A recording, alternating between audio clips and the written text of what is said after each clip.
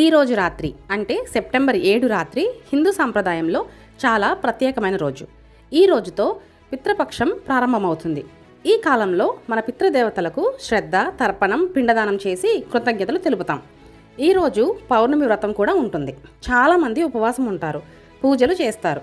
ఇంకా విశేషం ఏమిటంటే అదే రోజు రాత్రి ఒక అరుదైన టోటల్ లూనార్ ఎక్లిప్స్ లేదా దీన్నే బ్లడ్ మూన్ అని కూడా అంటారు, అది కనిపిస్తుంది. రాత్రి 11:41 ఇది పీక్లో ఉంటుంది. 82 నిమిషాల పాటు చంద్రుడు ఎర్రటి నారింజ రంగులోకి మెరిసిపోతాడు. గ్రహణ సమయంలో సూతక కాలం మొదలవుతుంది. ఈ సమయంలో కొత్త పనులు చేయకూడదు, ఆహారం తినకూడదు అని సాంప్రదాయం చెబుతుంది. అలాగే గర్భిణీ స్త్రీలు ప్రత్యేక జాగ్రత్తలు తీసుకోవాలి. ఇంట్లోనే ఉండటం మంచిదని నమ్మకం. కాబట్టి ఈ రోజున ఉపవాసం, పూజలతో పితృదేవతలను స్మరించండి. రాత్రికి టెర్రస్ పైకి వెళ్ళి ఈ అరుదైన బ్లడ్ మూన్ తప్పక చూడండి. Thank you for watching.